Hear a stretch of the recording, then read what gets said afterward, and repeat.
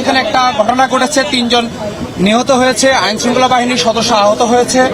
এই বিষয়ে আপনাদের পরিকল্পনাটা কি একটু বলুন। এই পরিকল্পনা আপনার ভাই যে প্রশ্নটা করলেন, ভাই কিন্তু একটা সত্যি প্রশ্ন করছেন।